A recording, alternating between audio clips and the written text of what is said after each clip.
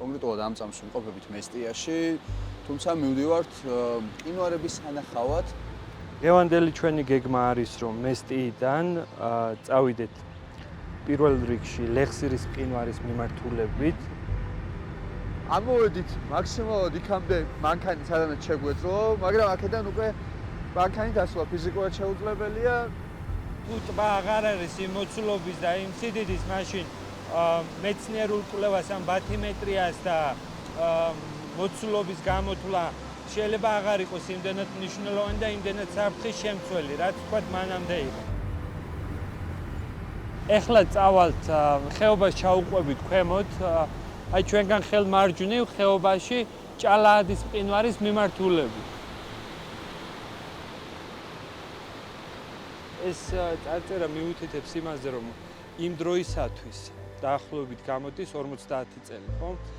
მყინვარი აქედან იყო დაშორებული ძალიან მცირე მანძილით, რამდენიმე ათეული მეტრი და დღეს უკვე მყინვარამდე დაახლოებით 700 მეტრია სავალი. ცოტა რო აღიარო, ცოტა შიშის არ ვიცი, მაგრამ რაღაცა უსუსულობის შეგნება მატულობს აქ რა. ჩემს მე აქ ძალიან ბევრი მოვა და ეგეც მაგასაც მეფიქრება რა, რომ არც პირველი ვარ და არც ბოლო. ქვეშ რა გვაქვს აქ? ვაუ. განამარხებული თოვლი. აი ნახე, ხედავთ? ხო, მეგონი ჯობე გავიწვით, ხო? ყველა სანამ გადავალთ, მინდა რომ აღბეთ და როგორ დავადე მყინვარის ენას ხელი, აი? გუშინ საღამოსავე ციხეში დავისვენეთ და დღეს როგორც კი გავიღვიძეთ, წავედით თეთრულის მყინვარისკენ. აი ლევანიც ფოტოს იღებს. როგორც ჩანს რომ უახლოვდება უფრო და უფრო მეტ ფოტოებს იღებს. თეთრული.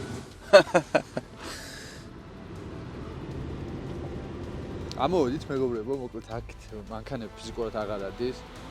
ჩვენგან ხელმარცხნივ პირდაპირ ამ ხეობაში არის, ასე ვთქვათ, საქართველოში ის ყველაზე ერთ-ერთი ცხელი წერტილი ამ ბუნებრივი სტიქიების მიმართულებით, სადაც არის მყინვარი წანერი და მყინვარი წანერის ძირში დაგროვილი არის ძალიან მასშტაბური ტბა.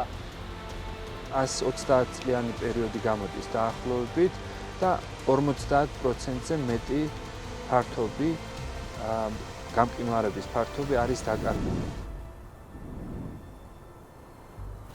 მოგესალმებათ, მომთაბარე პოდკასტი.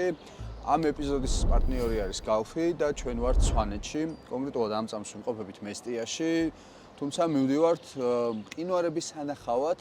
უფრო კონკრეტულად თუ რას გავაკეთებთ დღეს, ჩვენ სტუმართან ერთად გაგაცნობთ. ლევან ტიელიძე, გლაციოლოგი, გამარჯობა ლევან, ძალიან გამიხარდა რომ მოვახერხეთ გადაკვეთა, იმიტომ რომ შენ როგორც ვიცი ავსტრალიაში მოღვაწეობ და ეხლა გვაქვს შანსი მოკლედ შენთან ერთად გავეცნოთ მყინვარებს, ხო?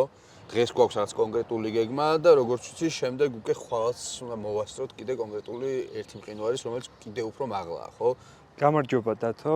როგორც აღნიშნე, გეოგრაფიული ლიტერატურის ენით რო ვისაუბროთ, ეხლა ვიმყოფებით მდინარე ენგურის აუზში, რომელიც გამყინვარების ძირითადი კერაა საქართველოში და კავკასიონზე ზოგადად.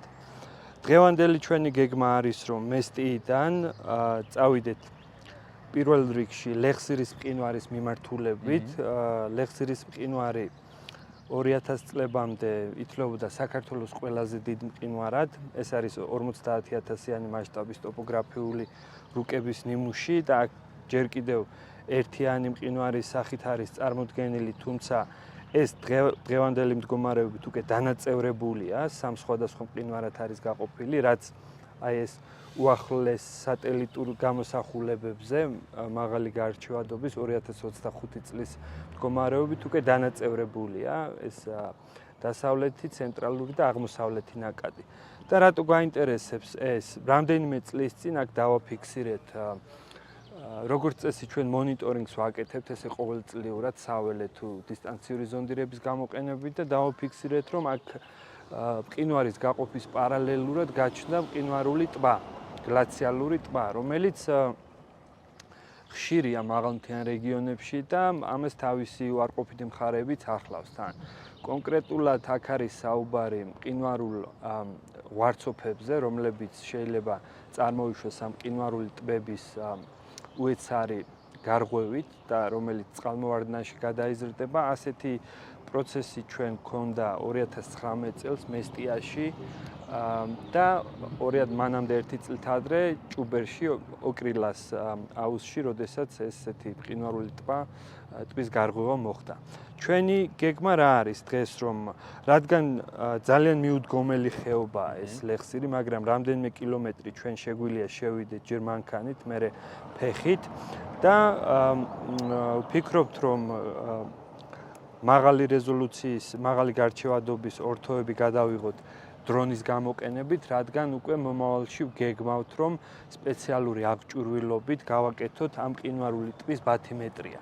ესე იგი, გავზომოთ მყინვარული ტბის სიღრმე, გავიგოთ წყალის მოცულობა, ასევე მოვახდინოთ რელიეფის ვიზუალური დათვალიერება ძალიან დეტალურად და განსაზღვროთ ის საფრთხეები არის თუ არა მოსალოდნელი ამ ტბის გარღვევა უახლოეს წლებში. დღევანდელ დღეს რაც შეეხება მეორე მარშრუტი გვაქვს ჭალაათის მყინვარზე. ჭალაადი არის ერთ-ერთი დიდი მყინვარი კავკასიონზე და საქართველოს ფარგლებში. ეს არის აი აქ მდებარეობს მესტიაჭალის აუზშია ესეც და მას შემდეგ რაც ლეხსირს დავათვალიერებთ, ამის შემდეგ გადმოვინაცვლებთ ჭალააძე. აქ საფეხმავლო ბილიკი არის, აქ თითქმის მყინვარის ენამდე მიდის, არ არის რთული მარშრუტი, ერთ-ერთი ყველაზე ხშირად მისასვლელი და ტურისტებისთვის ძალიან პოპულარული ადგილია ეს მყინვარი და აქ უკვე ფეხით ავალთ და მყინვარის ვიზუალურ შეფასებას მოვახდენთ, რადგან ბოლო წლებში მყინვარების ნობა ძალიან დიდი ინტენსივობით მიმდინარეობს კავკასიონზე, მათ შორის ჭალაათი არის ერთ-ერთი მყინვარი, რომელიც ზღვის დონიდან ყველაზე დაბალ სიმაღლეზე ჩამოდის სიფსომეტრიულად, დაახლოებით 2000 მეტრამდე არის დღევანდელი მდგომარეობით და დნობის ტემპიც საკმაოდ მაღალია და პარალელურად მყინვარი იფარება ნაშალი მასალით, რაც ნაშალი მასალა თავის მხრივ კიდევ ერთგვარ საფრთხეს წარმოადგენს და ესეც გვინდა რომ ამის შეფასება მოვახდინოთ დღევანდელი დღის გასვლით. ხო, ახლა სადღაც 1400-1500 მეტრზე ვართ ზღვის დონიდან და ავდივართ როგორც ხვდები სადღაც 2200 მეტრამდე უხეშად დაახლოებით. კარგი, ნახოთ აბა სადამდე ავალთ და რაც ნახავთ. ეს მყინვარი არის ძალიან ლამაზი რა და ამ მყინვარზე რა შეგვიძლია თქვენ, რომ დილით რო გამოდიხარ მესტიაში რო ხარ, ამას რო ხედავ და აქთან რო ცხევა, ეგ კონტრასტი რაღაც საოცარია. თან ირაკლისეც კი გავიშდა კითხვა, რომ ასე აქო ამ წამს ესე ცხელავ და როგორ ინარჩუნებსო რა ამ სიცხეშიცო, ეს თითქოს ძალიან ახლოს არისო, აი ამ მყინვარზე რა შეგვიძლია თქვა. ეს არის ბანგურიანის მწვერვალი და მყინვარი არის პატარა შემორჩენილი ბანგურიანი, სხვათა შორის ეს მწვერვალი დამწყები ალპინისტებისთვის არის ძალიან კარგი, ისეთი მარტივი სირთულის არის, მაგრამ თვითონ მყინვარი პატარა ზომისა არის, 2 კვადრატულ კილომეტრზე მცირეა, რადგან ჰიფსომეტრიულად მაღალია ეს ადგილი, შესაბამისად თოვლის საფარი უფრო დიდხანს ნარჩუნდება და ეს მყინვარიც ძველი გამყინვარების ნაშთია შემორჩენილი, ისე როგორც კავკასიონის დანარჩენი მყინვარები. ჩვენ ახლა ამ ძველი გამყინვარების ნაშთებს უყურებთ, იმიტომ რომ გამყინვარების პროცესი აღარ მიმდინარეობს. ახლა უფრო მიმდინარეობს დნობის პროცესი და რადგან კლიმატის ცვლილება გლობალურ დათბობაში გადადის უფრო, შესაბამისად ეს იმას ნიშნავს, რომ დნობის ტემპი მაღალი ტემპერატურებიდან გამომდინარე სჭარბობს ყინულ წარმოქმნის პროცესს.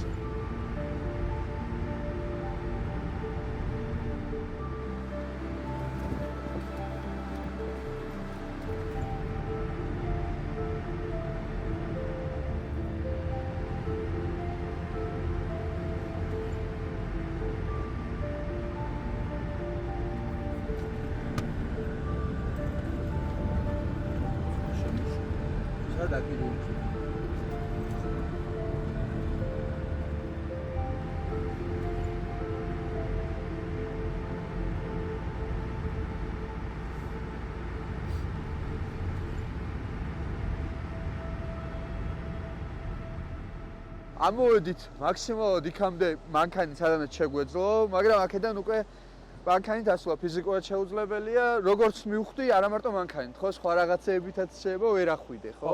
ეს არის ბოლო გაჩერება, სადაც არის ეს მთავარი წყალმიმღები. ამის იქით, ამის ზემოთ გზა აღარ მიდის. აჰა. ეხლა ფეხით გავალთ დაახლოებით 9 საათია სავალი, აი ეგ შემაღლებული ადგილი რაც ჩანს, რომ იქიდან ხედი უფრო იშლება და დრონის გაშვებაც უფრო მოსახერხებელი იქნება. აჰა.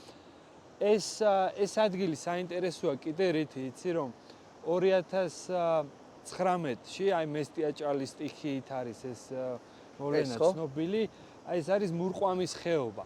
აჰა. აქედან გამოვიდა დიდი რაოდენობით ნაშალი მასალა, ყინულოვანი ზვავი, ნაშალ მასალასთან ერთად და გამოვიდა ლეხსირის ხეობაში, აი ამ ფერდობს დაარტყა აქეთ ამ მხარეს და ცოტა ხნით ჩაკეტა კიდევაც. მერე ეს დაგროვილი მასა ნელ-ნელა გადაადგილდა ხეობის ქვემოთ მიმართულებით, იქ უკვე ქვემოთ მეორე წყალმიმღებია და ეს ჰესი წყალი დიდ გვირაბებში გაედინება რა. და ეს მყინვარული ნადნობი წყალი, რატომაც აი წეღან ვამბობდით, რატოა მნიშვნელოვანი რა, რომ ჰიდროელექტრორესურსების თვალსაზრისით და ან დიდარია საქართველოს კავკასიონის ზონა და ამ ხრივაც მნიშვნელოვანია რომ ვიცოდეთ რომ აი როცა ესეთი პროექტების განხორციელება ხდება როგორ უნდა დაიგეგმოს სამომავლოდ რა. აქ მე როგორც მეცნიერი მაგალითად როგორც სპეციალისტი გლაციოლოგის თვალით დანახული აი ესეთ ადგილებში რეკომენდაციას დიდად არ მივცემდი რომ თქვათ აქ ესეთი ჰესები აშენებულიყო და მუდმივად საფრთხის ქვეშ არის ხო? დიახ, მუდმივად მოსალოდნელია ესეთი მსგავსი სახის მყინვარული სტიქიები და ეს ინვესტიციებსაც სწორად უნდა გათვლა, მაგის თქმა მინდა რა. ისე როგორც თქვათ სხვა ადგილებში შეიძლება დააზიანოს ეს ინფრასტრუქტურა, აქაც შეიძლება ეგეთი რაღაცა ქონდა უკვე 2019 წელს, როგორც თქვი და უკეთ გათვლები უნდა ხდებოდეს და სპეციალისტების ჩართულობა ესეთი სახის პროექტებში. ეხლა მოკლედ ჩვენ ავდივართ აქეთ, ხო? მივდივართ. ეხლა მივდივართ ლეხსირის მიმართულებით, როგორც თქვი, ლეხსირი ყველაზე დიდი მყინვარი საქართველოში, საქართველოს ტერიტორიაზე და გვინდა რომ ნახოთ როგორ არის ეს მყინვარული ტბა. რა მდგომარეობაშია, რომ მომავალი ექსპედიცია აგვისტოს თვეში როგორ დავგეგმოთ კონკრეტულად რას გავაკეთებ. თოვლის ზვავების მხრივაც საინტერესო ხეობა ხედავთ, რომ აი ჯერ კიდევ შემორჩენილია ახლა ივნისის თვეში ესეთი მასშტაბურად შეიძლება ვთქვათ არა, მაგრამ საკმაოდ ბევრ ადგილას ეს თოვლის ნაზვავები და იმ შემთხვევაში თუ მკვეთრი მატება იქნება ტემპერატურის ზაფხულში რა თქმა უნდა დნობის ტემპი მოიმატებს და მყინვარის ნადნობ წყალთან ერთად ეს თოვლის ნადნობი წყალის დაემატება და მე შეიძლება ეს წყალმოვარდნებში, წყალდიდობებშიც გადაიზარდოს.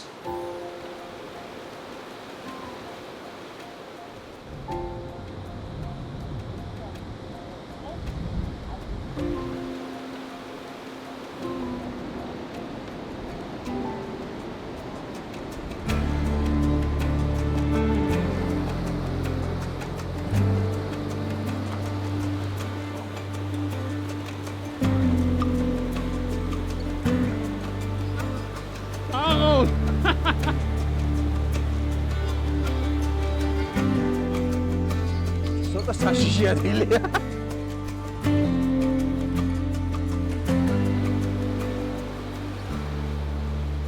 იმის შემდეგ, მოკლედ, რაც მანქანები დავტოვეთ, ანუ იქიდან ფიზიკურად შეუძლებელი იყო უკვე მანქანიდან ნებისმიერ რაღაც გადაადგილება, მხოლოდ ფეხია, რაც აქამდე მოგიყვანთ უკვე. ხო და სადღაცა 20 წუთი ვიარეთ ფეხით. არ ვიტყვი რომ მარტივი იყო, მაგრამ ძალიან რთულიც არ იყო და მოვედით ახლა ვართ ლეხსირის ხეობაში, საიდანაც უნდა გავუშვათ დრონი და ჩვენი გლაციოლოგები იწყებენ თავიანთ კვლევას, ანუ როგორც თავადამობენ დაზვერვით, ხო? ანუ ახლა რას ვაკეთებთ? ალბათ ჩემი აი ნახოთ ახლა ნახე. აჰა. ეს კვლევა რომელიც ჩარშან მე და კოკამ გავაკეთეთ უცხოელ კოლეგებთან ერთად, აი სატელიტი მაქვს აქ ამოღებული და შარშან ამ დროს, ესე იგი, ზაფხულში შარშან ტბის სიგრძე 330 მეტრი იყო, ძალიან დიდია რა, საკმაოდ დიდი მანძილია ეს ამ ხეობისთვის ესეთი ტბის არსებობა. ეხლა კოკა გაუშვებს დრონს, რომ შევამოწმოთ რა მდგომარეობაშია ეს ტბა. ფართობის შემცირდა, გაიზარდა, რომ იმის მიხედვით განსაზღვრავთ ჩვენ აგვისტოს თვეში აქ ვეტფრენით უკვე ბათიმეტრიას გავაკეთებთ თუ არა. აჰა. კოკა, ქარი გუშინ მახსოვს რომ მაღალი ქარი იყო და დღეს რა ცოტა ეხლაც ქარი არის, მაგრამ მე მგონი გამოვა. აი უკვე გამოჩნდა ყინულის პირველი ეს ნაწილი არის ყინულის დასაწყისი, გროც რო ეძახით. ეხლა მაგის ძირში არის ეს ჩვენი ტბა, რომელსაც ცოტა ახლოს უნდა მივიდეთ, რომ უკეთ ვნახოთ. გუშინდელთან შედარებით რამდენად ღრმა შემოვედით ხეობაში გაჩვენა ეგ? აღარ გადამიზომია მანძილი. სადღაც 9 კილომეტრი. გუშინ 1.500-400 მეტრი შემოვედით სიღრმეში ხეობის. ეს თოვლები მაინც როგორ არის შერჩენილი არა? ეს სეზონური თოვლი არის, იმიტომ რომ რამოდენიმე კვირაების წინ თუ დიამინდები იყო და ამ სიმაღლეზე ჯერ ვერ აიღო, ეს იყო საკმარისად და ამას აიგებს ხო ამ თავს? ხო, ეხლა ამ თვეში ყველა ვარიანტი ეს ეხლა მაღალი ტემპერატურები დაიწყება, უკვე ის იქნება, შიშველი იქნება ეს თოვლზე. ანუ ეს ყინული არ არის, თოვლი არის, სეზონური თოვლი არის. სადამდე იმას იზამს ეს? სადამდე აი ეს ნაწილი ეხლა რასაც ხედავთ, აი ეს არის უკვე ტბის ნაწილი, ტბის სარკე, მაგრამ გაყინული არის და შლამით, სავარაუდო შლამიც არის ალბათ, ყინულიც არის და თოვლი არის ზედა. მაგიტომ ვერ ჩანს ზუსტად. მაგრამ კონკრეტულად აი ეს ნაწილი ეხლა არის ყინულის კედელი. ანუ ყინვარის ენის დასაწყისი. საიდანაც ეს ტბა გროვდება და იკვებება ასე ვთქვათ. ანუ ჩვენ რაც გვეჭვება ეხლა და რატო გვინდა რომ შევამოწმოთ რომ აგვისტოში აქ ტყუილად ვეთფრენით არ მოვიდეთ რომ კოკამ რაც ახსენა ეს შლამი და მე ვახსენე დილას დრენაჟის მსგავსი, ანუ გაწოვა შეიძლება მოხდეს სეზონურად. და თუ ტბა აღარ არის იმ მოცულობის და იმ სიდიდის მაშინ მეცნიერულ კვლევას ამ ბათიმეტრიას და მოცულობის გამოთვლა შეიძლება აღარ იყოს იმდენად მნიშვნელოვანი და იმდენად საფრთხის შემცველი, რაც თქვათ მანამდე იყო. ამიტომ ეხლა მაქსიმალურად ვცდილობთ რომ დრონი დავიხმაროთ რომ დავაზუსტოთ ეს ინფორმაცია. ცოტა ისე სწორ ადგილს რასაც ხედავთ, აი ხო, აი მოყვარულისთვის როგორ უნდა მიხვდეს, ხო, აი ტბას რო უყურებს. ანუ ესეთ იმის რელიეფში, აქვეა ყინვარულ და ხეობის რელიეფში, ესეთი მოსწორებული ადგილი იშვიათია ხოლმე რა ესეთი. კი. აი ეხლა ნახე ამ სატელიტს რო შევადარო. სატელიტზე აი ცოტა სუფთა იმაზე უკეთ ჩანს, აი რომ შეადაროთ რა. ეხლა ლაპარაკობ ჩვენ, აი ეს ნაწილი არის სატელიტზე, აი ეს, აი უკეთ რო დავინახოთ. რაც გადაზომილია, აი რაც თქვი რომ 330 მეტრია სიგრძე, მაგრამ ჩვენ გვეჭვება რომ ეხლა დღევანდელი მდგომარეობით უკვე პატარაა. ანუ დიდი ალბათობით შეიძლება ვთქვათ რომ თუმცა არ არის ჯერ დაზუსტებული რომ ეს წყალი მაშინ რაც აქ იყო შეიძლება გაიწოვა დრენაჟი ხეობაში წამოვიდა წყალი ეტაპობრივად აი ეს უკვე მყინვარის აი ეს არის განამარხებული ყინული აქ. ეს მყინვარის ენები ჩამოდის. ცოტა ძნელია რომ გაარჩიო რა ამ ფოტოზე, მაგრამ კომპიუტერში უკვე მაღალი ხარისხი ჩანს, უფრო კარგად. ანუ ესეთი ტიპის ყინვარები ძალიან სწრაფად ცვალებადია, ანუ შეიძლება რაღაც რამოდენიმე საათში ან დღეში სრულიად ხოსრობათი დაგდეს ესეთი. ძალიან არასტაბილური გარემოა და ეს მაგინას შეიძლება. აი რო ვამბობდი მოძრაობაზე, ხედავ რამდენიმე საათში შეიძლება შეიცვალოსო.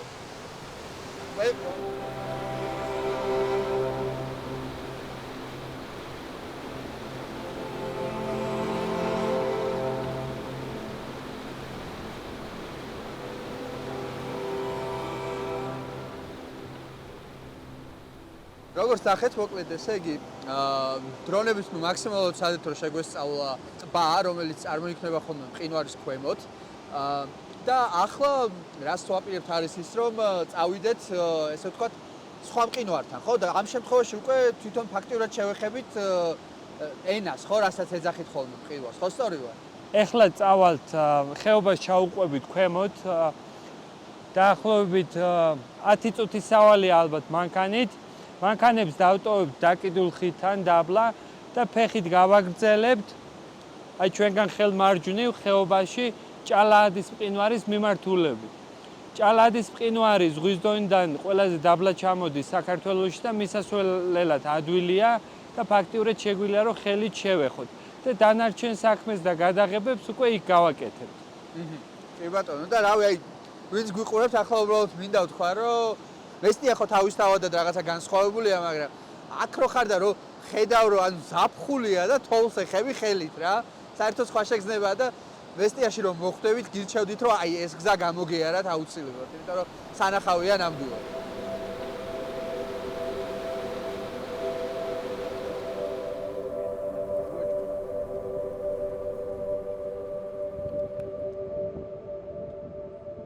წინ კიდე ერთი მოგზაურობა გვერდის სამჯერადაც ფეხით. აი ამ გზას უნდა გავუყვეთ, როგორც მივხვდით, ტყეში უნდა გავიაროთ, ანუ ეს ბილიკი მიყვება ტყეში, სადღაც 9 საათი ალბათ მოგვიწევს, ხო, სიარულის, სანამ ავავთ. დაახლოებით 45 წუთი შეიძლება დაგვჭირდეს მაქსიმუმ. პირველი აღმართია ეს ტყიან მონაკვეთში რაც მიდის შედარებით უფრო ციცაბო, შეიძლება ესე ვთქვათ, ციცაბო, მაგრამ მე უფრო მარტივი სავალია და წესით ადვილად მარტივად უნდა მივიდეთ. ეს ტყე რაც აქ არის, დაახლოებით არის 200 წლის ტყე, რადგან აი მცირე გამყინვარების ეპოქა, როდესაც დასრულდა, ეს იყო 200 წლის წინ. დაახლოებით მყინვარის მასა, ჭალაადის მყინვარის აი აქამდე ჩამოდიოდა. და უფრო მანამდე მეოთხეული გამყინვარება როცა იყო გეოლოგიურ წარსულში. აი ეს ლოდი, უზარმაზარი ლოდი, რომელიც დაკიდული ხიდია, აი ეს ლოდი ხეებიც რო ამოსული, სწორედ იმ ძველი მყინვარის მიერ არის ჩამოტანილი. საერთოდ მყინვარებს აქვს ძალიან დიდი დამანგრეველი ძალა და ესეთი ბულდოზერის პრინციპით ნაშალი მასალის გადაადგილებაც შეუძლია. და იმ დროისათვის ლეხსირის მყინვარი, აი ეს რაც ხეობა ჩანს ზემოთ და ჭალაადი იყო შეერთებული, რა თქმა უნდა, ერთიანი მყინვარული მასით და მესტიის ტერიტორია, აი ეს ლატალი ლენჯერი სოფლები რო დაახლოებით აი იქ ბოლოდებული. იქით ამ მხრიდან მოდიოდა მულხურას მყინვარი და უზარმაზარი მყინვარული მასა ერთ-ერთი ყველაზე დიდი არა, მაგრამ ერთ-ერთი დიდი მყინვარული მასა კავკასიის რეგიონში იყო ამ ხეობაში წარმოდგენილი. კი ბატონო. ავიდეთ და მე რა თვითონ მყინვარებზე ალბათ იქ უფრო რაღაც სიღრმისეულად შეგვიძლია რომ ვილაპარაკოთ. კი.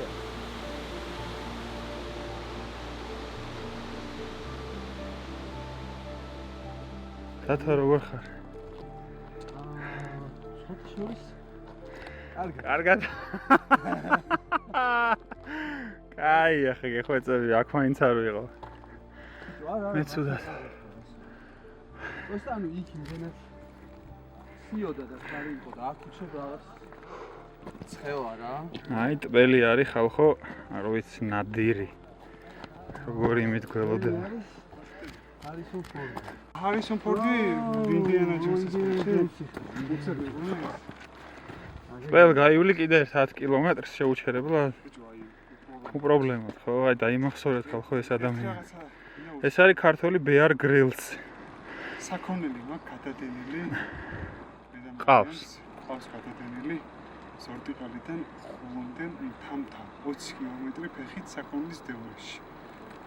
ეს არის ამას შეჭამ. ამ ტრეილს საუზმეზე ვჭამ.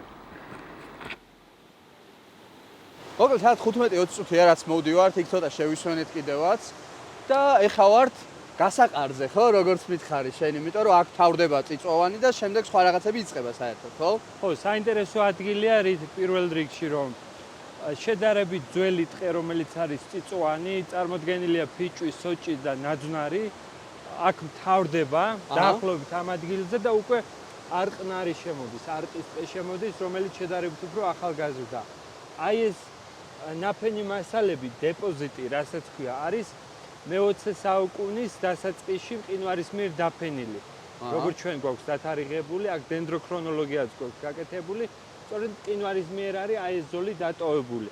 აქ ამის ზემოთ უკვე შედარებით უფრო ახალგაზრდა მორენებს ნახავთ გზაში, მორენებს, ანუ მყინვარების ნაფენ მასალას და ძირითადად არყნარი ტყით არის წარმოდგენილი.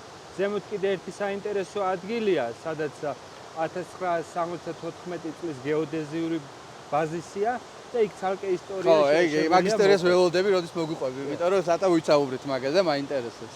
წავიდით მოშ.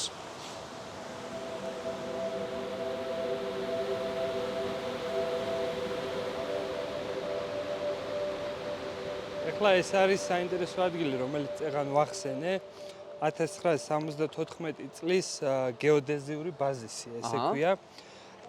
იმ დროისათვის გლაციოლოგიური კვლევები აქტიურად მიმდინარეობდა საქართველოში და ჩემი უშუალო ხელმძღვანელი ბატონი რამინ გობეჯიშვილი, პროფესორი, გლაციოლოგი, რომელიც ერთ-ერთი წამყვანი სპეციალისტი იყო საქართველოში, სვანეთის მყინვარებზე აწყობდა ექსპედიციებს და ჭალაადიც იყო ერთ-ერთი მყინვარი. 1974 წელს აი ამ ლოდიდან იყო გადაღებები, ფოტოთეოდოლიტური გადაღებები ჭალაადის მყინვარის და იგებდნენ როგორ მოქმედებდა, როგორ იყო მყინვარის ქცევა იმ დროისათვის. ამ ბაზის ეს წარწერები განახლებულია რა თქმა უნდა და მე ვცდილობდი რომ ყოველ წელს ყოველ ექსპედიციის დროს განმეახლებინა რომ არ დაკარგულიყო ეს გეოდეზიური ბაზისი. ეს წარწერა მიუთითებს იმაზე რომ იმ დროისათვის დაახლოებით გამოდის 50 წელი, ხო? მყინვარი აქედან იყო დაშორებული ძალიან მცირე მანძილით, რამდენიმე ათეული მეტრი და დღეს უკვე მყინვარამდე დაახლოებით 700 მეტრია სავალი.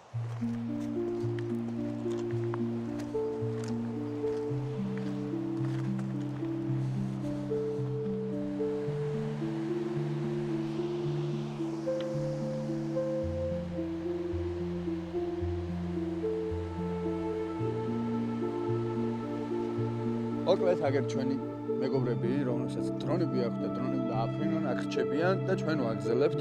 ლევანი აგერ ჩანს, ახლა სად არის? და კიდევ მივდივართ აგერ კადრებში რო ჩანს ეს დიდი ლოდები. აი სადაც ყინულია, ბოლომდე პირველი ყინული სადაც ჩანს, იქამდე მივდივართ ახლა ჩვენ. და ძალიან დიდი იმედი მაქვს, რომ ახლოდან გავიცნობ არა, შევეხები, რაც არის მყინვარის ენას, რასაც ეძახიან. ანუ ეს არის რაღაცა დასაწყისი, სადაც აი ბოლომდე ჩამოდის და იქ თავდება მყინვარი. და ჩვენს გაცელოგებს ზუსტად ეგ ადგილი აინტერესებთ. და ჩვენც ესე იგი ბოლომდე გამოვყევით. ხო და მოკლედ აი არ ვიცი რა, რაც უფრო უახლოვდები ახლა ამ მყინვარებს.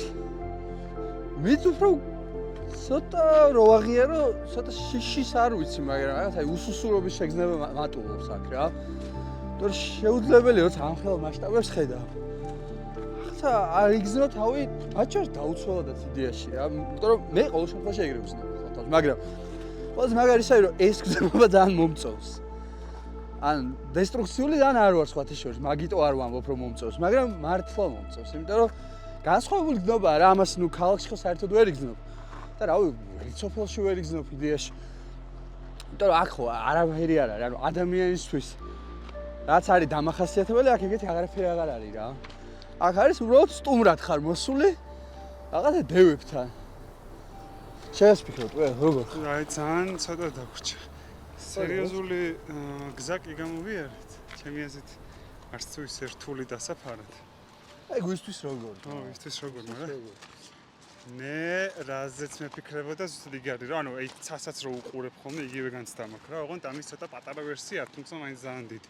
აი ასტრონომიის, ასტროფოტოგრაფიის დროს მაგალითად რა, აი სხვა galaktikas რო უყურებ, სხვა ციურ სხეულებს რო უყურებ და ხვდები რომ გადაჭედილი არის უდიდეს დისტანციაზე, უდიდეს დროში, უდიდეს ყველაფერი იმდენად დიდი არის, რომ მე ავტომატურად ძალიან პატარავდები. მაგრამ შეიძლება ახლა რა თქმა უნდა მაგზომებზე აქ არ გვაქვს საუბარი, თუმცა მაინც ძალიან აზვირთული და დიდი რო გიყურებს ეს მთა. მაინც იგივე განცდა მიჩნდება, რომ ცოტა მოწიწებით ვარ რა, ანუ იმიტომ რომ ჩემნაირი აქ 1000-ზე მეტი წელი მოსულია და მოინება. და ჩემს მეტი კიდე ჩემს მერე აქ ძალიან ბევრი მოვა. და ეგეც მაგასაც მეფიქრება რა, რომ არც პირველი ვარ და არც ბოლო, ვინც აქაურობას ესე უყურებს და ვისაც ეს მთა უყურებს და ეგ მაგის განცდა ძალიან ისეთი არის, ცოტა პოეტურიც არის, ცოტა ესეთი. მაგრამ მან რა არის, იცი რომ აი ხა მოკლედ აი იდეაში რატომაც ერთ-ერთი მიზანი რასაც აგერ ჩვენი გაცელოგები აკეთებენ არის ის რომ მაგაზე კიდევ ვილაპარაკებთ თვითონ ლევანთან უფრო მეც. მაგრამ არის ის რომ ეს ყინულები ანუ სულ უფრო და უფრო უკან იხევს, ხო? ხო. ახლა სადაც ვართ აქ სულ ყინული იყო, სულ რამდენიმე წლის წინაც და შენ რო თქვი რომ აი რომელმაც მოინელაო და აი კლიმატის ცვლილება, მათ შორის ამ კლიმატის ცვლილებაში ხო ვიცით რომ სათურაირებს ზოგადად ადამიანს აქვს ძალიან დიდი წვლილი. ხო და ამ რაღაცნაირად თითქოს ვინელებთ ეხა ჩვენ, გაიგე და მაგრამ მან პრობლემა ისაა რომ ჩვენ თუ ეს მოვინელეთ საბოლოო ჯამში დედამიწა მოგვინელებს ჩვენ. ხო და მე ეს ისევ თავის თავს დაუბრუნდება, უბრალოდ ჩვენ აღარ ვიქნებით აქ. მაგას ვიძახი ხო? ისე როგორც ციკლების რაღაცა შეიძლება. ეს გამ გლობალური დათბობა ხვალ ისევ გამყინვარება იქნება და შენ აღარ იქნები, ხო? ეს უკვე ჩემი გაკეთებული მარკებია, აი 2011 წლიდან რომ მიყვეთ, ესე იგი აქ მაინც ეთყობა. ნიშნებს ესე ვადებდით, მაშინ ესე იყო მიღებული 32 მეტრი იყო აი ამ ლოდიდან მყინვარის ენამდე 2011 წელს. მერე 2012 წელს გვაქვს გაკეთებული 47 მეტრი იყო და 2013 წლის აგვისტოში 64 მეტრი იყო, ესე იგი აქედან მყინვარის ენამდე და დღეს უკვე ბოლო 13 წელიწადში მინიმუმ 250 მეტრით არის უკან წასული მყინვარი. აი მყინვარის 13 წელიწადში. 13 წელიწადში. საშუალოდ წლიურად თითქმის 20 მეტრამდე არის ასული უკან დახევა, რა ძალიან მაღალი მაჩვენებელია. და ეს თოვლები მაინც შემორჩენილია აქაც, აი ეხლა რომ შევხედოთ აქ აი შენ როგორ ფიქრობ ახლა ჩვენ რაზე ვდგევართ აქ გავა? ხო, არ ვიცი. ვიფიქრებდი რომ ყინულზე, არ ვიცი. ნაშალი მასალაა, ხო, ქვეშ არაფერი ეტყობა, მაგრამ აი ნახე, აბა ვცადოთ ესეთი რაღაცა, რომ ქვეშ რა გვაქვს აქ? ვაუ. განამარხებული თოვლი. და ამ ყინვარს ახასიათებს ეს დიდი რაოდენობით ნაშალი მასალა და აი აქ ფერდობებზე და ზემოთ ცოტა ზემოთ უკვე ყინულიც საკმაოდ დიდი მასა ყინვარის შეიძლება უკვე განამარხებული სახით მივიღოთ დიდი ალბათობით უახლოეს წელიწადში აი ეს მთლიანი ყინვარული მასა რაც საიდანაც წყალი გამოდის ახლა ცოტა ხანში დაიკარგება არ დაიკარგება უბრალოდ ზედა ნაწილთან კონტაქტს გაწყვიტავს და განამარხებული სახით იქნება შეიძლება კიდევ უფრო დიდი ხანი გაძლოს ვიდრე ვთქვათ სუფთა ყინულმა რომელსაც ეს სქელი ნაშალი მასალა ჯავშანის სახით შეიძლება არ იცავდეს. ერთგვარად ეს გარკვეული საფრთხის შემცველი შეიძლება იყოს ნაშალი ფერდობებიდან ნაშალის ჩამოსვლა, იმიტომ რომ თავისუფლად წვიმების დროს ან ვთქვათ იგივე ტექტონიკური ბიძგის დროს, ან თოვლის ზვავის დროს, ან ყინვარული ზვავის დროს ეს ყველაფერი ერთმანეთში ირევა და გლაციალური ღვარცოფების სახით ვლინდება ხეობის ქვედა მონაკვეთებში. ხო, ნუ და გარდა მაგისა ხო, ანუ ეს მყინვარების შეთხელება დაკარგვა, ანუ რეალურად ხო ძალიან ბევრ რაღაცას პირდაპირ მნიშვნელობით არ ყავს, ხო, დაწყებული ის რომ დინარეებს შეეხება პირდაპირ, ხო, საბოლოო ჯამში ყველაფერზე აისახება, მათ შორის ეკონომიკაზეც, ხო, ესე გვაგრძელდება. აი ახლა ჩვენ ცოტა ხანში ვნახავთ როგორ გამოდის მყინვარიდან, უშუალოდ მყინვარიდან აი ეს ამხელა მდინარე. აი აქაც კი ეს განამარხებული თოვლ-ყინულის ქვეშ გაედინება. მაგრამ უშუალოდ იქ ზემოთ ვნახავთ, ესე იგი იმის თქმა მინდა რომ ნიშნულოვანი კვების წყარო საქართველოს მთის მდინარეების არის ეს მყინვარები, რომლებიც ეტაპობრივად ნება. რა თქმა უნდა, მხოლოდ მყინვარები არ არის მასაზრდოებელი ამ მდინარეების დაახლოებით 30% შეიძლება იყოს მყინვარული ჩამონადენი მდინარეულ ჩამონადენში, მაგრამ მყინვარების არარსებობის შემთხვევაში მდინარის ხარჯი დონე უფრო ნაკლები იქნება, რა თქმა უნდა და ეს ყველაფერი აისახება შეიძლება ტურიზმზეც კი, რომელიც ერთგვარი შემოსავლის წყაროა ქვეყანაში და არაერთი ალბათ ათასობით ტურისტი სწორედ ამ თოვლ-ყინვარული პეიზაჟების სანახავად ჩამოდის. ახლა ხედავთ ხო, სულ ტურისტები არიან. დღეს ალბათ ერთი რამდენი ათეულის ტურისტი შეგვქვა, მინიმუმ ალბათ 100 კაცამდე მაინც და ჯერ დილის საათებია, შუა დილის საათებიც კი არ არის და კიდე ძალიან ბევრი ხალხი მოდის სწორედ ამ თოვლ-ყინვარული პეიზაჟების სანახავად, რაც ადგილობრივობისთვის ერთგვარი შემოსავლის წყაროა, რა თქმა უნდა.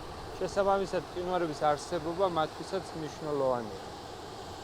კი ბატონო. ავიდეთ ხო, ესე იგი, ის არის ამდე ბოლო დანიშნულება. 10 წუთიც აღარ გვინდა ალბათ იქამდე. კი ბატონო. ესე ავდივართ თუ ესე ავიდეთ? ნებისმიერი გზა ყველა იქით მიდის. აჰა. ყველა გზა იქამდე მიდის. კი.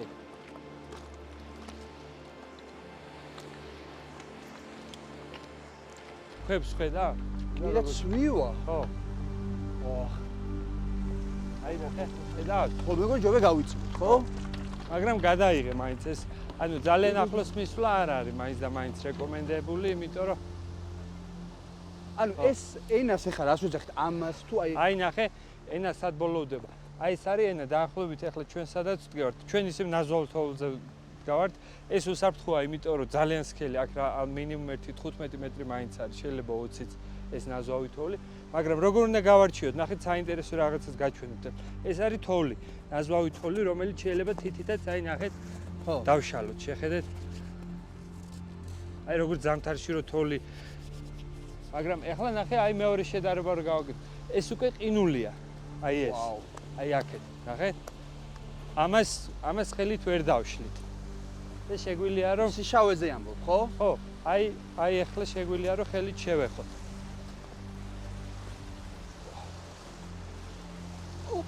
აი ეს უკვე ყინულია.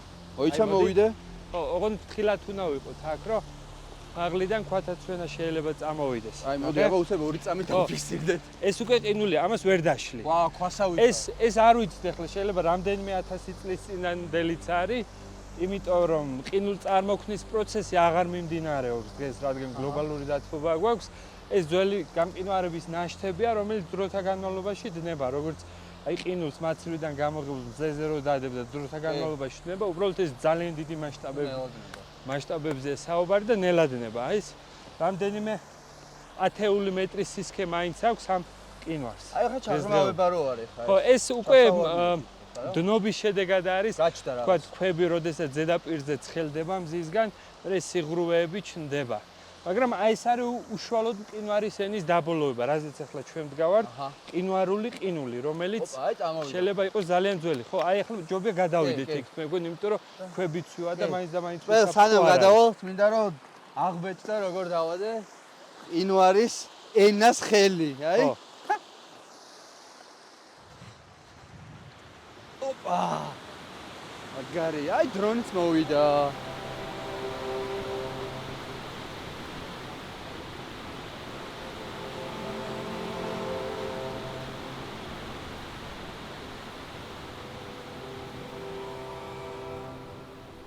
ჩვენ დღევანდელი ექსპედიცია დასრულს მივახლოვდა. ახლა ჩავალთ ისევ მესტიაში და უკვე ლევანი მოგვიყვება თუ რას გავაკეთებთ, ანუ როგორ მოხდება გაანალიზება მათ შორის იმის რა მონაცემს ახლა აიღეთ. მოკლედ რო შევაჯამოთ, დღეს ქონდა 2 შედარებით მოკლე მარშრუტები, ეს იყო ლეხსირის და ჭალათის მყინვარების ვიზუალური დათვალიერება, დრონით ფოტოგრამეტრია. და ამ ყველაფერს უკვე საღამოს შევაჯამებთ ჩვენ შედარებით უფრო დიდ მონიტორზე, რომ დავგეგმოთ მომავალი ექსპედიცია, რომელსაც აგვისტოს თვეში ვფიქრობთ, კონკრეტულად რას გავაკეთებთ ამ მიმართულებით. ხვალ გვექნება ჩვენ გასვლა თეთნულდის მიმართულებით, ვეცდებით რომ რაც შეიძლება მაღალ სიმაღლეზე ავიდეთ, რომ ასევე დრონით მოვახერხოთ გადაღება წანერის მყინვარული ტბის და ტუბერის აუზის მყინვარების და რამდენიმე საათი გვექნება ალბათ ამისთვის, იმედია ამინდი მოგცემს ამის საშუალებას და იმის მიხედვით უკვე როგორც თქვი, გაერთიანებული ექსპედიციას აგვისტოში, რომელიც უფრო შედარებით უფრო რთული ხასიათის იქნება და მძიმე ტექნიკით ვფიქრობთ ამ ექსპედიციაში სხვადასხვა სამუშაოების ჩატარებას, ეს დაზორვითი დღევანდელი და ხვალინდელი დღის დაზორვითი ექსპედიციები მოგცემს იმის საშუალებას, რომ უკეთესად დავგეგმოთ ჩვენი სამომავლო საველე გასვლები წლევანდელი წლის სეზონზე. გუშინ საღამოს ავედით სახში დავისვენეთ და დღეს როგორც კი გავიღვიძეთ, წავედით თეთნულდის მყინვარისკენ, რომელიც უშქულის გადასახვევიდან არის და სადღაც 15-20 კილომეტრია მესტიიდან. და იმედი გვაქვს, რომ დღეს კიდევ უფრო მაღლა ავალთ, ვიდრე გინდაც გუშინ ვიყავით. ამ ხედზე ვიტყოდი იმას, რომ ამ ხედს მე მგონია, რომ მესტიიდან ჩვენ ვხედავდით რაღაც დონეზე და ეხა ეს ხედი უფრო და უფრო ახლოვდება და ჩათვალე ვაზუმებთ, რაც უფრო უახლოვდებით, იმიტომ რომ მესტიიდან დიაში აი მწვერვალს ხედავდით. აი ლევანიც ფოტოს იღებს. შანს რომ უახლოვდება უფრო და უფრო მათ ფოტოებს იღებს.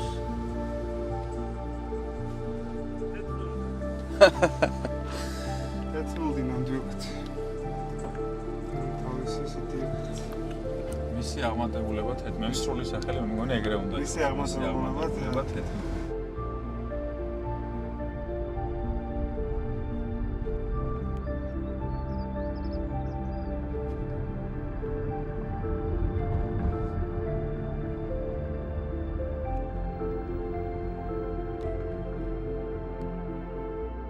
აი მოკლედ გადასახვევზე ვართ, ეს არის როგორც ხედავთ თეთნულდის საბაგიროს გადასახვევი.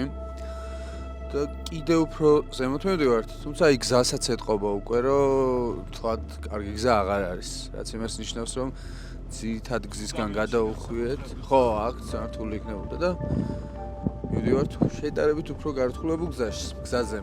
აუც აი, მე მგონი. ხო, არა, უარესებდეს ყოფილვართ. ეხლა ჩვენ, ოპა.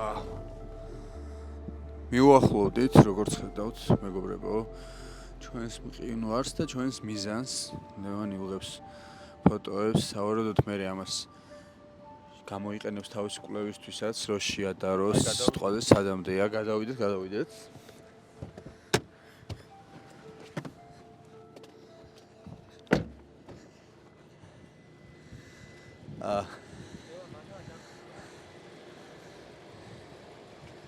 ეხლა რაღაც მივახლოვდით ხო საკმაოდ, მე მგონი რა 15 წუთის ამბავია დაახლოებით, ხო თუ როგორ არის? 15-20 წუთი მაქსიმუმ და გაგვიმართლა რომ ღრუბლები არ არის, ესე მოწმენდილიცაა და თვითონ მწვერვალიც კარგად ჩანს. თეთრნულდი, რომელიც 4858 მეტრია ზღვის დონიდან სიმაღლეში, კავკასიონის ერთ-ერთი უმაღლესი მწვერვალია.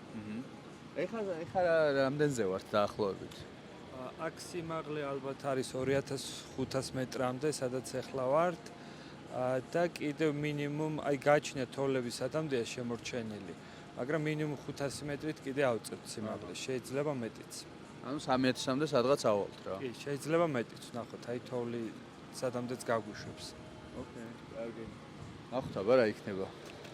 როგორც ლევანმა, კი, კიდე კარგად მივდივართ, იმიტომ რომ როგორც ლევანმა თქვა, ანუ თოვლის სანამ რა საშუალებასაც მოგცემსო, ანუ იმას ნიშნავს, რომ დიდი ალბათობით თოვლშიც მოგვიწევს რაღაც ეტაპზე გავლა. უბრალოდ სადღაც სადამძეც არის ჩამოსული. ხო, ზუსტად. და აი პირდაპირ ხო ხედავთ, ანუ რამხელა ბევრად უფრო მკვეთრი და დიდი აღმართი იწყება. და პირდაპირ აგე მყინვარია და ანუ სადამძეც იქნება ჩამოსული თოვლი, ну იქამდე ავალთ ალბათ. აგერ მეგობრებო, ძლიერი ადამიანები, რომლებიც ფეხით მიდიან.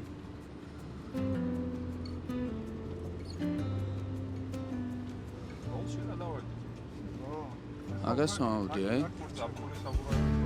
როგორც არ მორჩება, კიდე წინ წავალთ. სადაც უბრალოდ დავბუქსავდებით, მე აღარ წავალთ, მაგრამ მე მგონია, რომ წინ კიდე წავალთ. ეს ვარს სასტიგარი. ამოვიდით მეგობრებო, მოკლედ აქეთ მანქანები ფიზიკურად აღარ ადის, აქ ხოლმე ფეხით უნდა გააგზავნო გზა. დაახლოებით 2600 მეტრამდე ვართ ზღვის დონიდან. ეს არის თეთრნულდის ძირი, ხო, როგორც? ხო, თეთრნულდის საბაგიროები, სადაც. და ჩვენთან ერთად არის გლაციოლოგი კოკა ნადარაია. და ეხლა ვაპირებთ, როგორც კოკამ მითხრა, კვლავ ის რაღაც საცდელი იქნება, რითაც დრონს გავუშვებ, დავაკვირდებით ხო ცვლილებები როგორია. და როგორც ჩემი ხარი კიდე ზემოთ უბრალოდ გვინდა დაასვლა, მაგრამ ამ შემთხვევაში არ გვიწყობს ამინდი, ხო? ხო. ესე იგი მანქანით გუშინ გადავწყვიტეთ, რომ ყველაზე მაღლა ავსულიყავით ეგ დაახლოებით 2900 მეტრამდე ადიხარ, მაგრამ რა ხან ბოლო პერიოდში დიდი თოვლი მოვიდა, ეს სეზონი გაიწელა და ფიზიკურად ვეღარ ავდივართ მეც. დაახლოებით ეხლა ვართ 2600 მეტრზე. ესე იგი ჩვენი მიზანია ჩვენგან ხელმარცხნივ პირდაპირ ამ ხეობაში არის, ასე ვთქვათ, საქართველოში ისეთი ყველაზე ერთ-ერთი ცხელი წერტილი ამ ბუნებრივი სტიქიების მიმართულებით, სადაც არის მყინვარი წანერი და მყინვარ წანერის ძირში დაგროვილი არის ძალიან მასშტაბური ტბა. სადაც წინა ზაფხულს ჰქონდა ძალიან საინტერესო ექსპედიცია, სადაც ასე ვთქვათ, შევისწავლეთ და დავადგინეთ მყინვარის ძირში არსებული ტბის ბათიმეტრია გავაკეთეთ. ასე ვთქვათ, დავადგინეთ რა მოცულობით წყალზეა ლაპარაკი. და ასე ვთქვათ, პირველადი შედეგებით გამოდგა, რომ საკმაოდ ისეთია, საყურადღებო არის ეს ყველაფერი და ეს საჭიროებს, ესე ვთქვათ, ყოველწლიურ მონიტორინგზე. ჩვენი დღევანდელი ესე ვთქვათ, ექსპედიციას და დრონის აფრენას და იქ მისვლა საჭიროა იმისთვის, რომ დაახლოებით ნახოთ რა ცვლილებებთან არის, რა ცვლილებებთან გვაქვს საქმე. ეს იქნება, ასე ვთქვათ, ცოტათი ისეთი დაზორვითი ექსპედიცია, რადგან აგვისტოში კიდევ ვფიქრობთ, რომ უკვე ადგილზე მისვლით გავაკეთოთ ეს ყველაფერი და ეხლა ფიზიკურად ვერ მივალთ ადგილზე, ამიტომ კარგი იქნება დრონით გავაკეთოთ დაზორვები და შემდეგ უკვე ისეთი თუ რამე ისეთი საყურადღებო ცვლილებები არის ისეთი მოსალოდნელი, აგვისტოში გავაკეთოთ უკვე საფუძვლიანი ექსპედიცია ვერტფრენდის დახმარებით და სხვა ასე ვთქვათ თანამედროვე აღჭურვილობის, რომელიც კიდევ უფრო დააზუსტებს ამ ტბის ასე ვთქვათ, ბათიმეტრიას და გეომეტრია როგორ შეიცვალა.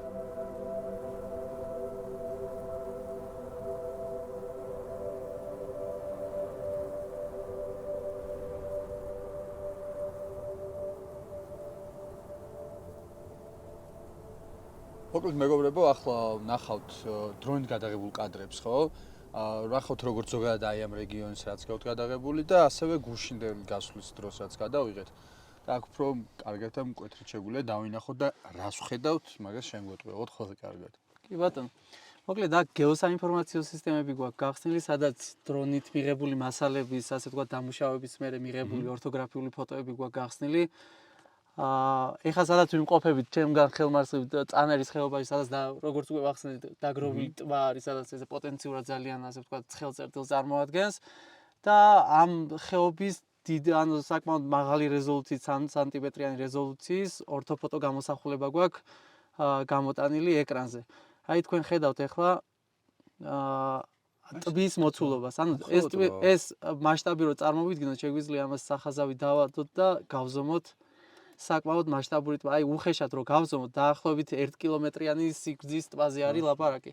და ჩვენმა პირველადმა მონაცემებმა ვერტმფრენის საშუალებით ავიტანეთ აღჭურვილობა, ბათიმეტრიული ზომი, რომლის მეშვეობითაც გავაკეთეთ ამ ტბის ბათიმეტრი, ანუ გავიგეთ ამ ტბის სიღრმე და დავითვალეთ შემდეგ მოცულობები და შემდეგ იმაში მინდა გაჩვენოთ ეგ ამის ბათიმეტრია. ხო, მოკლედ ეს არის ბათიმეტრიული რუკა.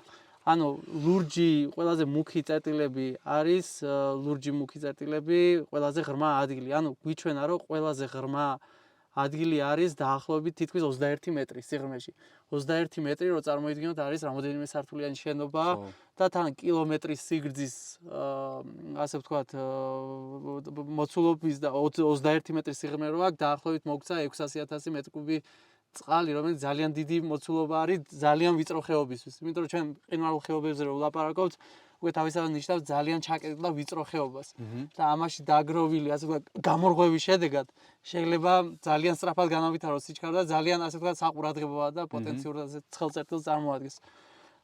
კიდე ისე ანუ ძალიან დიდია ეხა ეს როგორც ხო მყინვარისთვის ძალიან დიდია, ხო? კი, ანუ ყველაზე დიდი ტბა არის ასე კავკასიონზე, ან ჩვენს ფერდობზე, რაც არის იქით მხარეზე არ ვიცი შეიძლება უფრო დიდიც არის, მაგრამ ჩვენი კვლევის ის არის, ასე ვთქვათ, ჩვენ ფერდს შეეხება და ჩვენს დასახლებულ პუნქტებს რაც ესაზღვრება, ეს არის ყველაზე დიდი ტბა, ძალიან მასშტაბური, ანუ რო წარმოვიდგინოთ, აი კუს ტბაზე რამდენჯერმე უფრო დიდი და ისიც ძალიან ვიწრო ხეობაში, ამიტომ მასშტაბი საკმაოდ დიდი არის. კონკრეტულად აი საფრთხე რო არის ეს კი ვიცით, მაგრამ აი კონკრეტულად რაში შეიძლება გადაიზარდოს ეგეც რომ აუხსნათ ალბათ მნიშვნელოვანი იქნება რა, რამ პოტენციალებს და კონკრეტულად რა მიმართულებით სახიფათოს გულის ხო? ხო, ანუ ეგეთ ვიწრო ხეობებში მით უმეტეს, ანუ სახიფათო იმ შემთხვევაში არის, როდესაც თუ ქვემოთ დასახლებები არსებობს, მაგ დროს ხდება ადამიანებისთვის უფრო საფრთხე ეს ყველაფერი და ამ იმას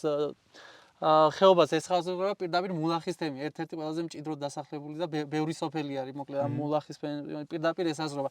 დაახლოებით 4-5 კილომეტრში არის ეს ტბა უკვე დასახლებულ ასე ვთქვათ ზონებთან და არის ძალიან ვიწრო ხეობა და ამიტომ ძალიან ის არის მოდელირებების და ესეთი უფრო ისეთი საფუძვლიანი კვლევების საფუძველზე შესაძლებელია მსგავსი ასე ვთქვათ მოდელირებების გაკეთება და რამდენ საფრთხის შემცველი ან არ არის.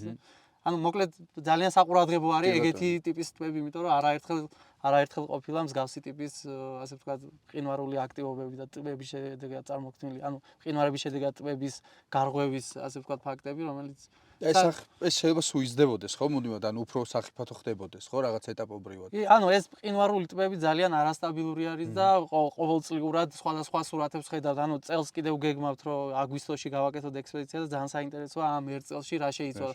ამიტომ ძალიან არასტაბილური გარემო არის. ანუ თუ სიტყვაზე ესე ვთქვათ კლასიკური ტბა, რომელიც ვაკეში მდებარეობს, ან სხვა ადგილებში უფრო სტაბილური არის და შეიძლება ასობით წელი იყოს ერთ ადგილას, მაგრამ ესე ტიპის ტბები რაღაცა დროის პატარა მონაკვეთში სწრაფად შეიძლება შეიცვალოს და მაგის მონიტორინგი არის მოკლედ ძალიან საყურადღებო. ნუ რასაც რეალურად გამოცოთ თქვენ აკეთებთ, მაგრამ აი სიტყვაზე თუ გასცემთ რეკომენდაციას, რომ გაიზარდა საფრთხე, ამ შემთხვევაში აი პრევენციისთვის რა ზომებია ხოლმე მისაღები? ამ შემთხვევაში კონკრეტულად ამ შემთხვევაში ჩვენ პუბლიკაციას გავაკეთეთ ამასთან და ხელმისაწვდომია წინა წელს რაც გავაკეთეთ ექსპედიცია და საინტერესოა ამის პირველი ექსპედიცია იყო წანერის ტბაზე წინა ზაფხულს. ამის მერე რა ცვლილებები არის, ასე ვთქვათ, რა ცვლილებები მოხდა ამ ტბაზე, ამას უკვე ვნახავთ აგვისტოში, რასაც დავგეგმავთ იმ ექსპედიციაში და საინტერესოა ამ დროის იმაში რა შეიცვალა. მე შესაძლებელი იქნება, ასე ვთქვათ, არ ვიცი, მონიტორინგის სისტემები არსებობს ამისი და მე თუ ჩაითვლება ესე ცალსახადრო ძალიან ესეთი საყურადღებოა და უკვე ძალიან სახიფათო შეიძლება იყოს დასახლებული რეგიონებისთვის, არსებობს პირველადი გააფრთხილების სისტემები, მონიტორინგის სისტემები, რომელიც კარგად მუშაობს ეგეთი ტიპის ხეობებში და შესაძლებელია მაგაზე იყოს მე ფიქრი, რომ თუ ძალიან საფრთხეა მოსახლეობისთვის დაყენდეს და ანუ ეს გამაფრთხილებელი იმაზეა, სხვა მხრივ ჩვენ არ შეგვიძლია ზოგადად რო აი რამე პრევენციის სახით თვითონ ტბასთან დაკავშირებით რომ მივიღოთ ხო, სამწუხაროდ ეგეთი ყოველთვის მყინვარული ტბები და მყინვარები მდებარეობს უკვე მიუდგომელ და ექსტრემალურ პირობებში და აქ ჩვენ რაღაცა ისეთი ხელოვნური დაცლა არსებობს ეგეთი პრაქტიკები ხელოვნურად რო ცლიან ტბებს, მაგრამ ამ ტიპის ტბებზე ესეთი მიუდგომელ და ძალიან რთული რელიეფის იმაში ნაკლებად ასე ვთქვათ სავარაუდოა ეგეთი ტიპის გაფრთხილება დაგვრჩენია. ხო, ეგეთი ტიპის იმაზე მაღალი მთის პირობებში ყოველთვის მუშაობს პირველადი გაფრთხილების სისტემები და ესეთი საფუძვლიანი კვლევები. კი ბატონო. ხო, მოკლედ როგორც უკვე აღვნიშნე, წანერის ხეობის შემდეგ გუში მქონდა გვერდითა ხეობაში, ეს არის ლეხზირის ხეობა, სატელიტზე კარგად ჩანს. ეს არის აი ეს კონტური არის მყინვარის სხეული. ეს არის ყველაზე დიდი მყინვარი საქართველოში და ამ მყინვარის ძირში ეს არის 20-25 წლის, ანუ წინა წლის ზაფხულის სატელიტური გამოსახულება, სადაც შეიმჩნევა ტბა, შედარებით ნაკლები, ასე ვთქვათ, მასშტაბურად პატარა ზომის ტბა, ვიდრე წანერის ხეობაში, მაგრამ ეს რომ მასშტაბი რო წარმოვიდგინოთ, დაახლოებით არის რაღაცა 300 მეტრიანი ტბა. ხო, პატარა ნამდვილად არ არის ეგეთი ტიპის ხეობებისთვის, ეს არის აი კუსტმის ზომა არის, რო ჩავდა დაახლოებით რა. სამწუხაროდ ამაზე არ გვაქვს ექსპედიცია, სადაც გავიგებდით ამის სიღრმეს და ბათიმეტრიას, სადაც გავაკეთებდით და დავითვლიდით წყლის მოცულობას, მაგრამ ჩვენი გუშინდელი ექსპედიცია სწორედ იმას ემსახურებოდა, რომ აქ შევსულიყავით. და გაგვეკეთებინა დრონით პირველადი დაზვერვები. თუ რამდენად შეიცვალა წინა წელთან შედარებით ტბის, ასე ვთქვათ, მოხაზულობა და გეომეტრია. ეხლა მინდა გაჩვენოთ გუშინდელი, ასე ვთქვათ, კადრი, რომელიც საერთოდ სხვა სურათს გვიჩვენებს. ცოტა თოვლიანი იყო, რადგან სეზონი ცოტა გაიწელა და ახალმოსული თოვლია, მაგრამ ხო, კარგად შეგვიძლია ვნახოთ, რომ სრულიად შეცვლილია. ანუ წინა წელს ბევრად დიდი იყო ეს ტბა და ეხლა რასაც უყურებთ, აი ეს არის შლამით დაფარული და ფაქტობრივად ეს არის ტბა დარჩენილი, აი მდინარის ფორმას მიუყვება რა, დაახლოებით. ანუ ფაქტობრივად პირველადი გუშინდელი მონაცემებით დაცლილივით არის და ნაკლებად ასე ვთქვათ იმას წარმოადგენს რა, ნაკლებად ხელწერდის, მაგრამ ეხლა მყინვარების ასე ვთქვათ აქტიური დნობის სეზონი იწყება ივლისიდან. ივლისი-აგვისტო, აი სექტემბერის ისეთი აქტიური დნობის პერიოდია და სადაც მაგ დროს დიდი მოცულობის ასე ვთქვათ წყალი გამოდის ყინულიდან და ძალიან აქტიური დნობა მიმდინარეობს და მაგ დროს ხდება როგორც წესი, ასე ვთქვათ, ამ იმის აკუმულირება დიდი რაოდენობის წყლის და საინტერესოა, აი აგვისტოში რო ექსპედიციას გავაკეთებთ, ეს რამდენად შეიძლება რომ ასე ვთქვათ ისევ გაიზარდოს მოცულობაში და მე საინტერესო იქნება ამის ბათიმეტრიის გაკეთებაზე მოცულობის დათმობა. ამ დღევანდელი მდგომარეობით ესეთი ცოტა ისე გამოიყურება რა, ნაკლებად ასე ვთქვათ, საშიშად და სტაბილურად და ამიტომ საინტერესო იქნება აგვისტოს ექსპედიციაც რა. ეს არის უკვე უშუალოდ ყინულის კედელი, ეს არის რამოდენიმე 10 მეტრი ხა, აქედან მასშტაბის აღქმაწოდა რთულია. აქედან იბადება ფაქტობრივად ეს ლეხზირის მდინარე და აქ იკეთებს ჩაღრმავებას, სადაც ტბა შეიძლება დააგროვდეს. კიდევ ერთი ასე ვთქვათ გამოწვევა არის ეგეთ ადგილებში, ვიწრო ხეობებში, აი როგორცაც ახლა თქვენ ხედავთ ეს ვიწრო ხეობებში, ამ მუდმივი მზრალობის გამო შესაძლებელია კლდეზვავები მოხდეს, სტაბილური, არასტაბილური კლდეების ჩამოზვევება და აქ ხელოვნური დამბების გაკეთება, ეს არის ძალიან საშიში რა.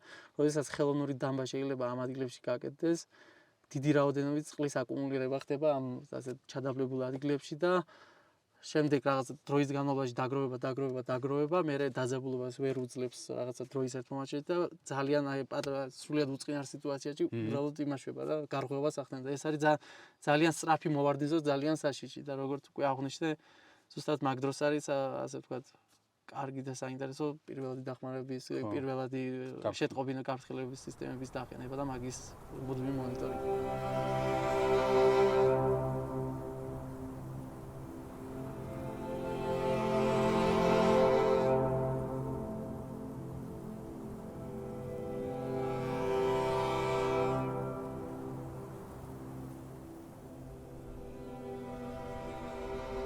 თქვენ ნახეთ და მოიარეთ ის ტერიტორიები სჭალა მყინვარი ლეხსირის მყინვარი თუნდა წანერის ტბა რომელზეც ჩვენ ყველა ვილაპარაკეთ ჩემმა ჯგუფის წევრებმა და ესენი წარმოადგენენ პოტენციურად საშიშ ტბებს არა იმიტომ რომ თქვათ რაღაცა იქ ვიღაცა დაიხჭობა რაღაცა მოხდება ეს არის ის მომენტი როდესაც ხდება მყინვარების ძრობის პროცესი და ხდება წყლის ვსების ხანგრძლივობა და შესაძლებელი არის ეს განვითარდეს აქტიურად წვიმის დროსაც ანუ პირველ რიგში უნდა ვთქვათ რომ კლიმატური პირობები სწორედ ამ სტიქიას ყველაზე აქტიურად უწყობს ხელს რა კვლევა და შესწავლა სამეცნიერო კუთხე ერთ-ერთი მნიშვნელოვანია იმიტომ რომ არ ხდება მარტო ერთი მყინვარი შესწავლა ხდება მთლიანად იმ არეალის შესწავლა რომელიც მოცემული არის ამ ობიექტზე.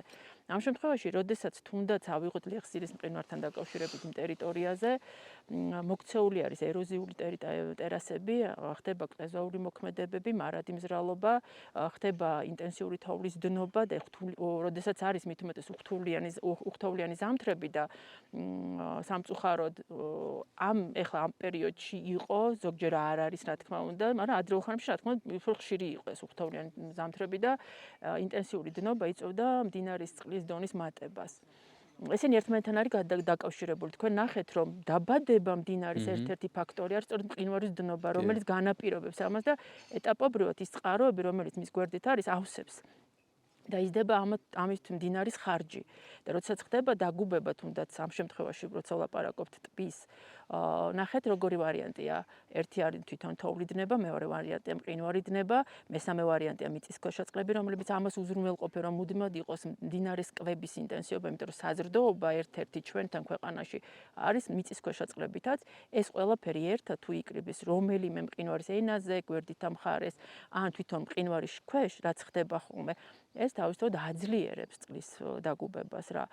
წარმოიშვება რა თქმა უნდა გლაციალური ღვარცოფები, მე პირადად როგორც ასეთი ამ გლაციალურ ღვარცოფებს ვეძახი ნაზღლევ წყალმოვარდნას, იმიტომ რომ ეს წყალმოვარდნა არ არის ნაზავი მხოლოდ და მხოლოდ წყლით, ეს არის თქვა ტალახიანი მასა, ეს არის ყინულის ნამსხვრევები და თვითონ მასშტაბებიც რა თქმა უნდა უფრო დამანგრეველია და უფრო რთული არის.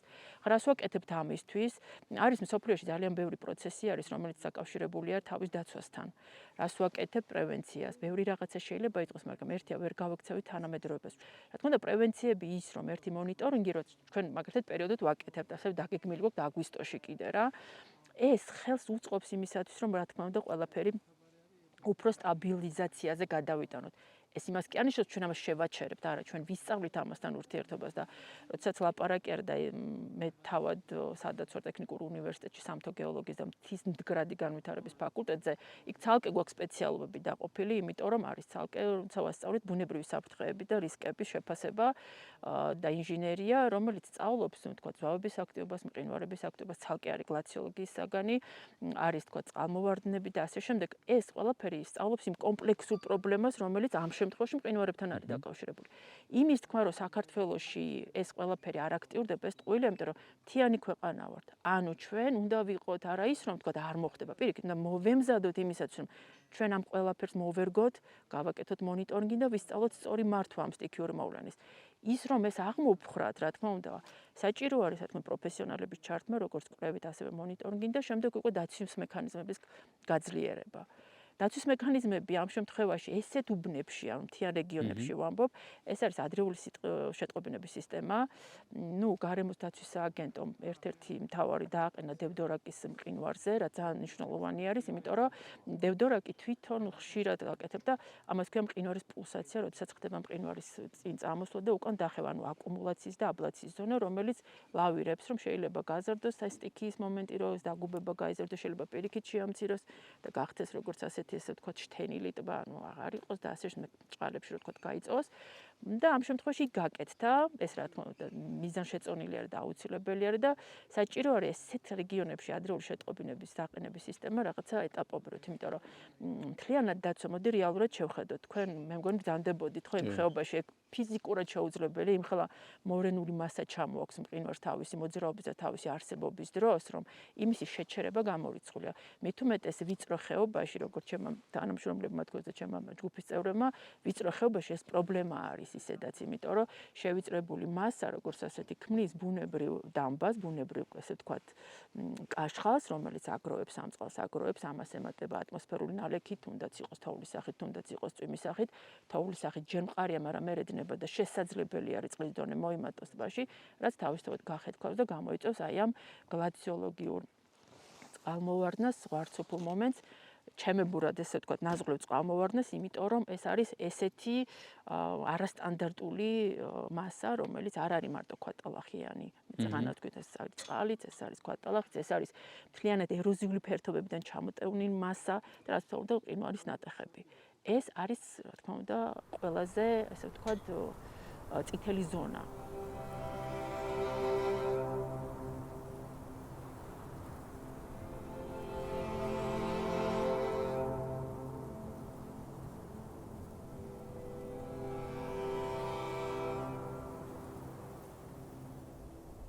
რავი, დღევანდელი ექსპედიცია, როგორც თქვენ ეძახდით, რომ არისო მოსამზადებელი, ხო?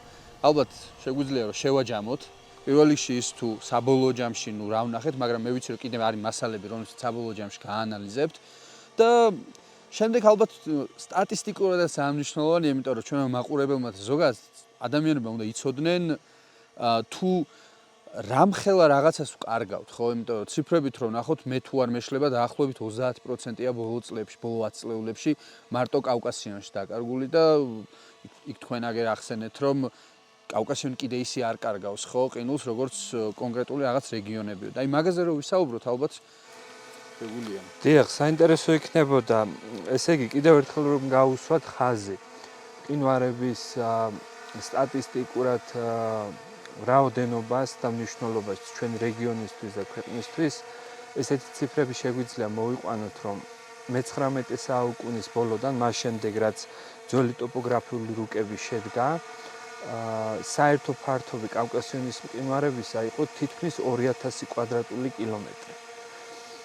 დაახლოებით 2-3 კვირის წინ გამოქვეყნდა ჩვენი უახლესი ინვენტარიზაცია, რომელიც საკმაოდ ინოვაციური კვლევაა, ესეც უნდა ვთქვათ, იმიტომ რომ ძალიან მაღალი გარჩევადობის სატელიტური სურათების საფუძველზე გავაკეთეთ ეს კვლევა, რომელიც მთლიანად კავკასიონის სამივე მონაკვეთს ფარავს და ორივე ფერდობს. და აი ამ მონაცემებით ვნახეთ, რომ საერთო ფართობი მყინვარებისა შემცირებულია 965 კვადრატულ კილომეტრამდე აი ამ პერიოდში. შედარებისთვის რომ ვთქვათ, 130 წლიანი პერიოდი გამოდის დაახლოებით და 50%-ზე მეტი ფართობი გამყინვარების ფართობი არის დაკარგული. 60-იან წლებამდე ეს დნობის ტენდენცია შედარებით უფრო ნელა მიმდინარეობდა. 80-იანი წლებისთვის უფრო მოიმატა, მაგრამ ყველაზე მაღალი დნობის ტენდენცია ფიქსირდება 2000-იანი წლებიდან აქეთ და უკანასკნელი 15 წელი 2010-დან ეს დნობა რეკორდულ მაჩვენებლებს აღწევს ყოველწლიური შემცირება ფართობის თითქმის 2%-მდე არის ასული, რაც ძალიან მაღალი ციფრია.